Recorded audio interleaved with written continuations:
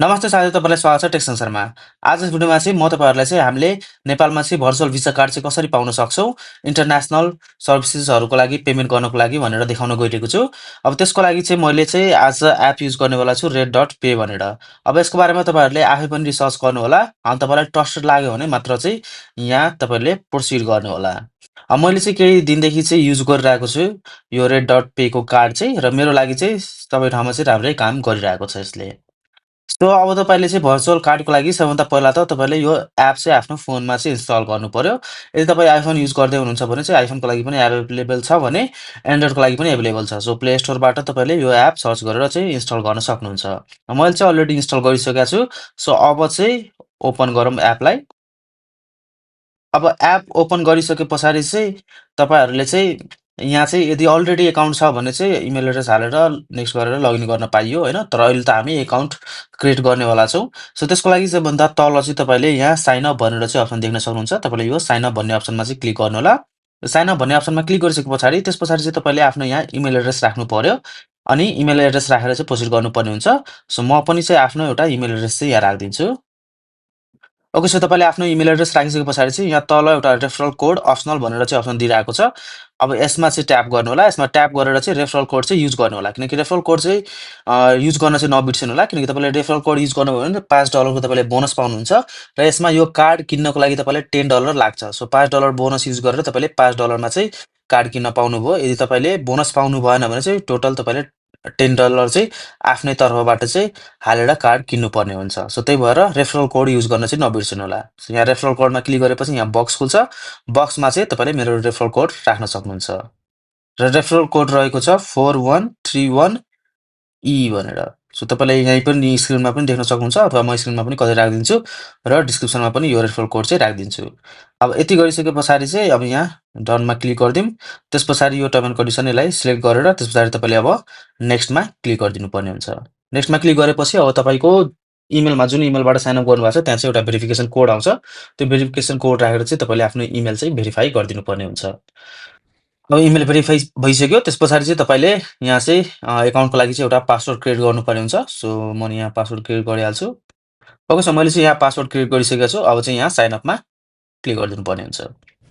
अब यहाँ sign अपमा click गरिसके पछाडि हामीले त्यहाँ रेफरल कोड आएपछि तपाईँले देख्न सक्नुहुन्छ यहाँ चाहिँ हाम्रो $5 ब्यालेन्स अलरेडी देखाइरहेको छ। यहाँ अर्को चाहिँ यहाँ तल के देखाइरहेको छ, account created, activate your card to unlock your $5 bonus. So $5 bonus चाहिँ आइसकेको छ। तर त्यसको लागि चाहिँ तपाईँले कार्ड चाहिँ एक्टिभेट गर्नुपर्ने हुन्छ, एप्लाई गर्नुपर्ने हुन्छ। सो तपाईँले डाइरेक्टली यहाँ एप्लाई नाउमा क्लिक गर्दा पनि हुन्छ अथवा अहिलेलाई चाहिँ यसलाई बन्द गरौँ। त्यसपछि हेरौँ यहाँ के अरू कुराहरू रहेछ होइन। सो यहाँ $5 देखाइरहेको छ तर त्यसलाई यसले युज गर्न चाहिँ मिल्दैन। त्यो चाहिँ तपाईँले कार्ड किन्नको लागि चाहिँ युज गर्न सक्नुहुन्छ। अनि यहाँ पनि तपाईँले देख्न सक्नुहुन्छ activate your card to unlock your $5 USD bonus भनेर देखाउँदैछ।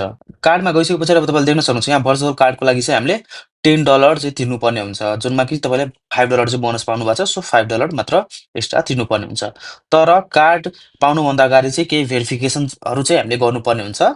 त्यो चाहिँ यहाँ हामीले एप्लाई गर्न खोज्यो भने चाहिँ देखाउँछ होला। यहाँ हेर्नुहोस्। अब मैले चाहिँ यहाँ एप्लाई कार्ड भनेर क्लिक गर्दाखेरि to follow the local law and to protect your account from fraud. अब यसको लागि चाहिँ तपाईँले चाहिँ आइडेन्टिटी भेरिफाई गर्नु पर्यो भनेर भन्दैछ। सो तपाईँले जस्ट यहाँ भेरिफाईमा क्लिक गरिदिनु होला। अब भेरिफाईमा क्लिक गरिसके पछाडि तपाईँले चाहिँ अब एउटा मोबाइल नम्बर चाहिँ यहाँ राखेर आफ्नो मोबाइल नम्बर चाहिँ भेरिफाई गर्नुपर्ने हुन्छ। सो यहाँ म एउटा मोबाइल नम्बर नि भेरिफाई गरिदिइहाल्छु। अब चाहिँ मैले यहाँ आफ्नो मोबाइल नम्बर राखिदिएको छु। अब मैले यहाँ जस्ट नेक्स्टमा क्लिक गरिदिनु पर्ने हुन्छ। अब यहाँ क्लिक गरिसके पछाडि तपाईँलाई 3वटा मेथड दिन्छ जहाँबाट कि तपाईँले आफ्नो नम्बर चाहिँ भेरिफाई गर्न सक्नुहुन्छ। यदि तपाईँको त्यही नम्बरबाट वाट्सएप छ भने वाट्सएप अप्सन चुज गर्नु होला। किनकि एकदम क्विक हुन्छ, फ्याट्टै कोड आइहाल्छ ओटिपी अनि हालेर भेरिफाई गर्न सक्नुहुन्छ। अथवा यही नम्बरबाट टेलिग्राम छ भने टेलिग्रामको थ्रु पनि गर्न सकियो अथवा वाट्सएप टेलिग्राम छैन भने एसएमएसको थ्रु पनि गर्न सकिन्छ। सो तपाईँलाई जे सजिलो हुन्छ त्यो मेथड चाहिँ युज गर्नु होला। मैले चाहिँ यहाँ एसएमएसबाटै भेरिफिकेसन कोड मगाउन खोजेको। मैले 2 चोटि ट्राई गरेँ तर एसएमएसमा चाहिँ कोड आएन। त्यही भएर चाहिँ तपाईँहरूलाई पनि म सजेस्ट गर्छु बरु वाट्सएप नै युज गर्नु होला। त्यो चाहिँ बेस्ट अप्सन हो। त्यही नम्बरबाट तपाईँको वाट्सएप छ होला अनि त्यही नम्बरमा चाहिँ वाट्सएपमा चाहिँ कोड स्वाट्टै आउँछ। त्यो मैले फेरि अब यहाँ चाहिँ वाट्सएप सिलेक्ट गरेँ र वाट्सएपमा यहाँ रेड डट पेको मेसेज आइसक्यो ओटिपीसँग। त्यो मैले यहाँ अब कोड पेस्ट गरिदिन्छु।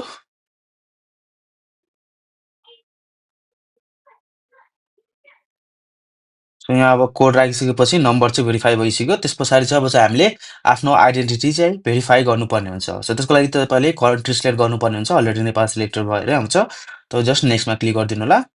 अब नेक्स्टमा क्लिक गरिसके पछाडि यहाँ चाहिँ तपाईँले अब के डकुमेन्ट युज गरेर चाहिँ भेरिफाई गर्ने, त्यो डकुमेन्ट टाइप चाहिँ त्यहाँबाट सिलेक्ट गर्नुपऱ्यो। Passport, ID card, driving licence. So यदि तपाईँकोसँग डिजिटल ड्राइभिङ लाइसेन्स छ भने ड्राइभिङ लाइसेन्सबाट गर्दा पनि भयो अथवा तपाईँले पासपोर्टबाट गर्दा पनि भयो। त्यस पछाडि अब आइडी नम्बर सोधेको छ। सो यदि पासपोर्ट सिलेक्ट गर्नुभएको छ भने पासपोर्टको नम्बर राख्नु पऱ्यो। तपाईँको first name, last name, date of बर्थहरू सबै राखेर त्यस पछाडि चाहिँ यसले तपाईँलाई चाहिँ अब फोटो क्लिक गरेर चाहिँ सबमिट गर्न भन्छ। त्यहाँदेखि तपाईँको फेसको भेरिफिकेसन पनि लिन्छ होला। सो यो चाहिँ इजी नै छ यो प्रोसेस चाहिँ। यो तपाईँले आफैले गर्न सक्नुहुन्छ। मेरो चाहिँ अलरेडी एकाउन्ट छ। मैले चाहिँ आफ्नो डकुमेन्टबाट अलरेडी एकाउन्ट बनाइसकेको छु रेड.पे को। सो त्यो सबै गरेर चाहिँ यहाँ देखाउन चाहिँ सकिएन। तर यो चाहिँ तपाईँले आफैले चाहिँ गर्न चाहिँ सक्नुहुन्छ। अनि त्यस पछाडि तपाईँको एकाउन्ट भेरिफाई भइसके पछाडि चाहिँ तपाईँले यहाँ एप्लाई फर कार्डमा क्लिक गरेर चाहिँ कार्डको लागि चाहिँ एप्लाई गर्न सक्नुहुन्छ। र यहाँ चाहिँ तपाईँलाई $10 देखाइएको छ, बट $5 तपाईँले बोनसमै पाउनु भएको छ। सो तपाईँले जस्ट $5 चाहिँ अझै हालेर चाहिँ कार्ड लिन सक्नुहुन्छ। त्यस पछाडि यो कार्डको चाहिँ अब तपाईँले पेमेन्ट गर्दाखेरि ट्रान्जेक्सन फीहरू चाहिँ अलिअलि लाग्छ होइन। सो त्यो कुराहरू चाहिँ तपाईँले आफूले रिसर्च गर्नु होला। अनि त्यस पछाडि अब कुरा आउँछ ठिक छ ल, अब कार्ड त तपाईँले पाइसक्नुभयो, तर यहाँ चाहिँ ब्यालेन्स चाहिँ कसरी हाल्ने भनेर। अब यहाँ ब्यालेन्स डिपोजिट गर्नको लागि चाहिँ अब यहाँ चाहिँ मैले भेरिफाई आइडेन्टिटी भेरिफाई नगरिसकेमा चाहिँ मलाई डिपोजिटको लागि पनि केही अप्सन दिँदैन। सो म चाहिँ तपाईँहरूलाई मसँग जुन अलरेडी एकाउन्ट छ, त्यो एकाउन्टमा लगइन गरेर चाहिँ अरू कुराहरू चाहिँ तपाईँलाई यहाँ देखाइदिन्छु म। ओके, सो म चाहिँ आफ्नो अब यहाँ जुन मैले अलरेडी भेरिफाई गराइसकेको एकाउन्ट प्लसमा मैले कार्ड पनि लिइसकेको एकाउन्टमा लगइन भइसकेको छु। र यहाँ चाहिँ अब तपाईँहरूले पैसा डिपोजिट गर्नको लागि यहाँ तपाईँ डिपोजिटमा जानुभयो भने चाहिँ मोस्ट अफ द अप्सन चाहिँ क्रिप्टो करेन्सीहरूको छ, जुन कि नेपालमा लिगल छैन। सो त्यहाँबाट अब टपअप गर्ने कुरा भएन। अनि अरू अब के अप्सन पाइन्छ भन्दाखेरि, अरू अप्सन अब तपाईँसँग के छ भन्दाखेरि, यदि अरू कसै युजरहरूले रेड.पे युज गर्छ, उहाँहरूसँग ब्यालेन्स छ भने चाहिँ तपाईँहरूले त्यहाँबाट चाहिँ ट्रान्सफर गरेर चाहिँ आफ्नो कार्डको थ्रु युज गर्न सक्नुहुन्छ। र तपाईँलाई यदि ब्यालेन्स टपअप गर्नको लागि चाहिँ यहाँ यदि इस्यु भयो भने त्यो केसमा तपाईँले हामीलाई पनि कन्ट्याक्ट गर्न सक्नुहुन्छ। हामीसँग भएको बेलामा हामीले पनि तपाईँलाई यहाँ ब्यालेन्स टपअप गरिदिन चाहिँ हेल्प गरिदिन चाहिँ सक्छौँ। सो त्यहाँ चाहिँ तपाईँले $5 चाहिँ अलरेडी पाउनु भएको थियो बोनस। सो $5 चाहिँ अझै हालेर त्यस पछाडि चाहिँ तपाईँले कार्ड एप्लाई गर्न पनि मिल्छ। अब त्यसको लागि त्यही नै हो प्रोसेस चाहिँ होइन, कार्डमा गएर अनि त्यस पछाडि त्यहाँबाट एप्लाई गर्नुपर्ने हुन्छ। अब मसँग त अलरेडी एउटा कार्ड छ, तर त्यही पनि यहाँ अर्को कार्ड चाहियो भने अर्को कार्ड पनि एप्लाई गर्न मिल्छ फेरि, तर मैले $10 चाहिँ तिर्नुपर्ने हुन्छ। अब यहाँ चाहिँ यसमा मैले बोनस चाहिँ अलरेडी मैले युज गरिसकेको छु। सो मैले चाहिँ यहाँ $10 नै तिर्नुपर्ने हुन्छ। अब यहाँ हेर्न सक्नुहुन्छ सेम अघिको जस्तै इन्टरफेस आयो। अब यहाँ मैले एप्लाई फर कार्डमा क्लिक गर्दाखेरि यहाँ $10 भनेर देखाउँछ होइन। त्यस पछाडि चाहिँ अब यहाँ चाहिँ तपाईँले बिलिङ एड्रेस चाहिँ चेन्ज पनि गर्न सक्नुहुन्छ, सेट गर्न सक्नुहुन्छ आफ्नो अनुसारले। त्यस पछाडि यहाँ तपाईँले पेमा क्लिक गरेर चाहिँ पे गर्न सक्नुहुन्छ। मा चाहिँ ब्यालेन्स छैन, किनकि 0 पोइन्ट समथिङ ब्यालेन्स मात्र छ। सो इन्सफिसियन्ट ब्यालेन्स भन्छ। सो त्यति पे गरिसके पछाडि तपाईँको यहाँ कार्ड चाहिँ आइसक्छ। अनि त्यो कार्ड चाहिँ कस्तो देखिन्छ भन्दाखेरि यस्तै खालको देखिन्छ। यहाँ तपाईँले देख्न सक्नुहुन्छ, यहाँ जुन कि मेरो अलरेडी मैले लिइसकेको कार्ड छ। यहाँ भ्यूमा क्लिक गऱ्यो भने चाहिँ यहाँ कार्डको डिटेलहरू देखाउँछ। यदि कार्ड बन्द गर्नु पऱ्यो, फ्रिज गर्नु पऱ्यो केही समयको लागि फ्रिज पनि गर्न सक्यो। यदि तपाईँले कार्डमा केही लिमिटहरू सेट गर्नु छ कि पर ट्रान्जेक्सन कतिको लिमिट होस्, डेली लिमिट कति होस्, त्यो पनि गर्न पाइयो होइन। अरू सेटिङबाट अरू कार्डको बिलिङ एड्रेसहरू चेन्ज गर्न पाइयो। अथवा तपाईँले यो कार्ड डिलिट गर्न मन लाग्यो भने डिलिट पनि गर्न पाउनुहुन्छ।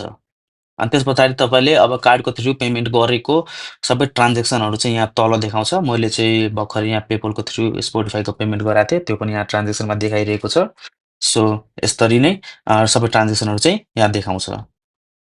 सो तपाईँले बुझिसक्नुभयो होला कि तपाईँलाई यदि नेपालमा भर्चुअल कार्ड चाहियो इन्टरनेसनल पेमेन्ट्सहरू गर्नुको लागि भने कसरी लिन सकिन्छ भनेर।